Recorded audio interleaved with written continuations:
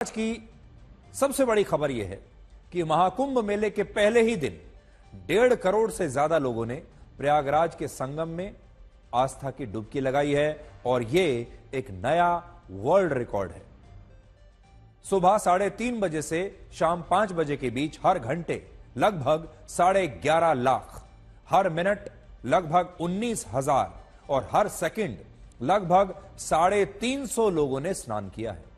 दुनिया में अब तक ऐसा कभी कोई कार्यक्रम या धार्मिक आयोजन नहीं हुआ जिसमें एक दिन में 1.5 करोड़ से ज्यादा लोगों ने हिस्सा लिया हो। और यहां तो हिस्सा लेने की भी बात नहीं हो रही, यहां तो स्नान की बात हो रही है।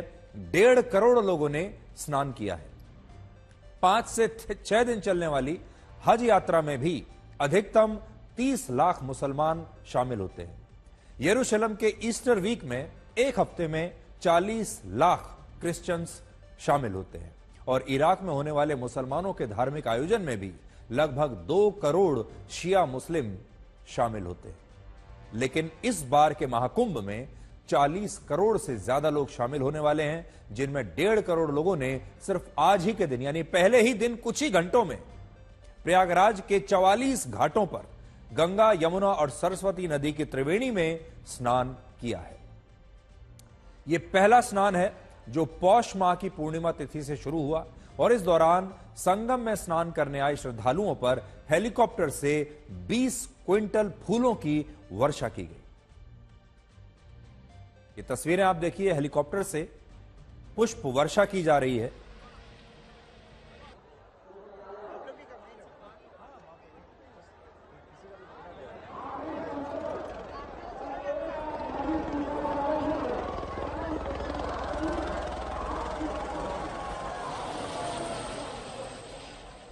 आज प्रयागराज में ऐसा जन सैलाब उमड़ा कि इस भीड़ में 3,500 लोग अपनों से बिछड़ भी गए। लेकिन बड़ी बात और अच्छी बात यह है कि सरकार ने इस तरह के केंद्र बनाए हैं जिनकी मदद से ये सभी लोग अपनों से बिछड़ने के बाद शाम तक उनसे आसानी से मिल भी गए। यानी शिकायतें तो 3,000 से ज्यादा लोगों की आई कि वो बिछड़ गए हैं, लेकिन शाम होते होते सब अपने परिवारों से मिल चुके थे। इसके अलावा आज 25 अलग अलग सेक्टर्स में 12 किलोमीटर लंबे घाटों पर श्रद्धालुओं ने महाकुंभ मेले का पहला स्नान किया और इस दौरान लगभग 60,000 जवान महाकुंभ मेले की सुरक्षा में तैनात रहे। और इसीलिए आज दुनिया भारत से 3 बातें सीख सकती है। पूरी दुनिया के लिए एक बहुत बड़ी केस स्टडी है। पहली बात जो दुनिया सीख सकती है भारत से वो है इवेंट मैनेजमेंट। कैसे इतने बड़े आयोजन को इतनी कुशलता के साथ उसका आयोजन किया जाता है, तो इवेंट मैनेजमेंट आज दुनिया को हमसे सीखना चाहिए। दूसरा है क्राउड मैनेजमेंट। करोड़ों लोगों की भीड़ को कैसे मैनेज किया जाता है, करोड़ों लोगों की भीड़ के लिए क्या इंफ्रास्ट्रक्चर चाहिए और कैसे उन्हें एक सिस्टम के तहत स्नान के लिए ले जाना है। ये इतना बड़ा क्राउड मैनेजमेंट जो है, भीड़ प्रबंधन, ये पूरी दुनिया को आज भारत ही सिखा सकता है। और तीसरा है इतने बड़े आयोजन की करोड़ों लोगों की सुरक्षा व्यवस्था करना। आप भी सबसे पहले यह देखिए कि जब 1.5 करोड़ लोग एक स्थान पर स्नान करने के लिए इकट्ठा होते हैं, वो भी कुछ घंटे में, लगभग 13 घंटे में 1.5 करोड़ लोग जब इकट्ठा हो जाते हैं, तो वो दृश्य कितना अभूतपूर्व होता है। दुनिया ने इससे पहले इस तरह के दृश्य कभी नहीं देखे होंगे। तो महाकुंभ का इतना भव्य आयोजन आप अपनी स्क्रीन पर देख रहे हैं और महाकुंभ में अभी अमृत या शाही स्नान की शुरुआत नहीं हुई है। इसकी शुरुआत होगी कल सुबह 5 बजे से, जिसमें 13 अखाड़ों के नागा साधु हाथी, घोड़े और रथ पर सवार होकर संगम में स्नान करने के लिए आएंगे। और इस बार के महाकुंभ में कुल 3 अमृत स्नान होंगे। इनमें पहला अमृत स्नान कल यानी 14 जनवरी को मकर संक्रांति के दिन होगा, जब सूर्य धनु राशि से निकलकर मकर राशि में प्रवेश करेगा। दूसरा अमृत स्नान 29 जनवरी को मौनी अमावस्या के दिन होगा और तीसरा अमृत स्नान 3 फरवरी को बसंत पंचमी के दिन होगा। इन्हें अमृत स्नान क्यों कहा जाता है, आज आप ये भी जान लीजिए। अमृत स्नान इसलिए कहा जाता है क्योंकि ये स्नान कुछ विशेष तिथियों पर ही होते हैं और दूसरा इनमें नागा साधु भव्य तरीके से स्नान में हिस्सा लेने के लिए आते हैं और यही कारण है कि इसे शाही स्नान भी कहा जाता है और नागा साधु सबसे पहले यह स्नान करते हैं। अब आप यह देखिए कि सनातन धर्म में महाकुंभ के स्नान को इतना पवित्र क्यों माना गया है। इसके भी दो कारण हैं। पहला कारण यह है कि जिन 4 स्थानों पर कुंभ मेले का आयोजन होता है वहां समुद्र मंथन से निकले अमृत कलश की कुछ बूंदें गिरी थी, इसलिए यह पवित्र स्थान है। ये 4 स्थान हैं हरिद्वार, प्रयाग, नासिक और उज्जैन। इसीलिए जो कुंभ के मेले का आयोजन होता है ये इन 4 स्थानों पर ही होता है, क्योंकि ये सबसे पवित्र स्थान माने गए हैं। यहीं पर अमृत की बूंदें गिरी थी। दूसरी बात यह है कि इसका संबंध पुण्य कर्मों से भी है। सनातन धर्म में मनुष्य के जीवन की 2 शाखाएं बताई गई हैं। आपका जीवन इन 2 शाखाओं में बटा हुआ है, एक है पुण्य और दूसरा है पाप। यानी आपने अपने जीवन काल में कितने पुण्य किए हैं और कितने पाप किए हैं। ऐसी मान्यता है कि मनुष्य द्वारा अर्जित किए गए पुण्य से पापों के प्रभाव को कम किया जा सकता है और महाकुंभ में स्नान करने से इसी पुण्य की प्राप्ति होती है।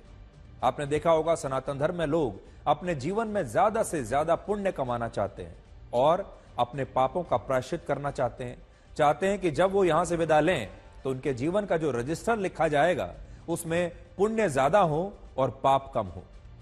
लेकिन पाप को कम कैसे किया जाए, पापों का प्रायश्चित कैसे किया जाए और पुण्य कैसे कमाया जाए, ये उसका तरीका है। जैसे सामान्य स्नान शरीर के मैल को साफ करता है, अगर आपको अपना शरीर साफ सुथरा करना है तो आप स्नान करते हैं हर रोज।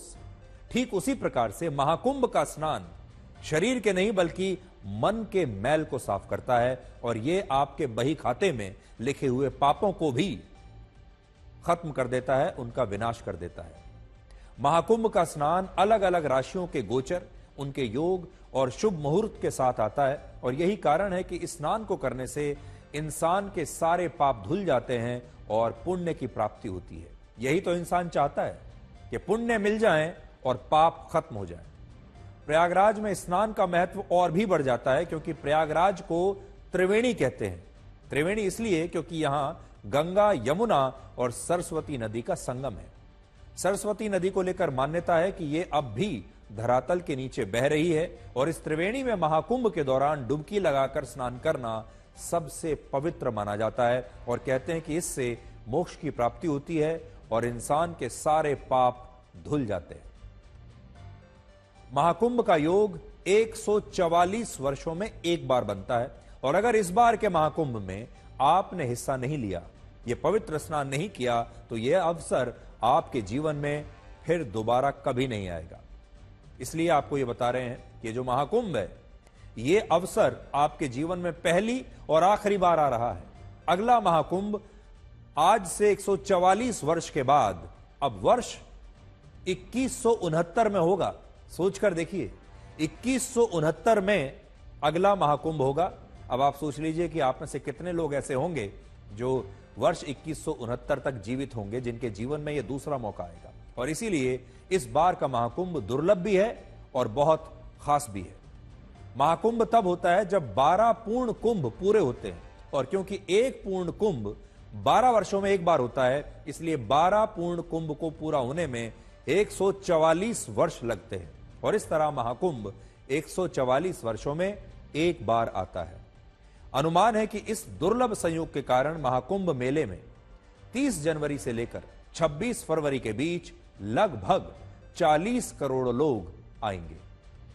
और इससे आप यह भी समझ सकते हैं कि हमारा सनातन धर्म कैसे लोगों को जाति और वर्ग के बंधन से निकालकर एकजुट रखने में बड़ी भूमिका निभाता है। ये जो 40 करोड़ लोगों की हम बात कर रहे हैं, अमेरिका की कुल आबादी से ज्यादा संख्या क्या है। अमेरिका की कुल आबादी 35 करोड़ के आसपास है और हमारे यहां 40 करोड़ लोग तो सिर्फ महाकुंभ में शामिल होने के लिए आ जाते हैं। आप अंदाजा लगाइए ये कितनी बड़ी बात है। और ये जो 40 करोड़ लोग आप देखेंगे अगले कुछ दिनों में, आज भी जो इन तस्वीरों में आप देख रहे हैं, क्या आप बता सकते हैं इनमें से कौन व्यक्ति किस जाति का है, किस संप्रदाय का है?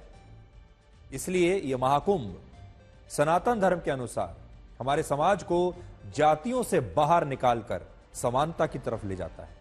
महाकुंभ मेले में आज से कल्पवास भी शुरू हो गया है, जो 12 फरवरी को समाप्त होगा। इसमें कल्पवास को चुनने वाले लोग 13 जनवरी से 12 फरवरी के बीच महाकुंभ के मेले में कल्पवासी बनकर रहेंगे और खुद को सनातन धर्म के और ज्यादा करीब नजदीक लेकर जाएंगे और सनातन धर्म का अच्छे से पालन करेंगे, सनातन धर्म के सिद्धांतों का पालन करेंगे। और इस बार लगभग 15 लाख कल्पवासी महाकुंभ के मेले में शामिल हुए हैं और इनमें एप्पल कंपनी के को फाउंडर स्टीव जॉब्स की पत्नी लॉरेंस पावेल जॉब्स भी शामिल हैं। लॉरेंस जॉब्स 29 जनवरी तक महाकुंभ मेले में कल्पवास करेंगी और यह 16 दिन का कल्पवास उनकी तपस्या, ध्यान और आत्मशुद्धि पर केंद्रित होगा। सोचिए कितनी बड़ी बात है कि स्टीव जॉब्स की पत्नी मोक्ष और आत्मशुद्धि के लिए अमेरिका से प्रयागराज के महाकुंभ में आई हैं और उन्होंने अपने लिए एक नए नाम को भी चुना है जो सनातन धर्म के अनुसार है और उनका नया नाम है कमला। इससे आप समझ सकते हैं कि महाकुंभ और सनातन धर्म की आध्यात्मिक शक्ति भारत के लिए कितनी बड़ी सॉफ्ट पावर बन सकती है।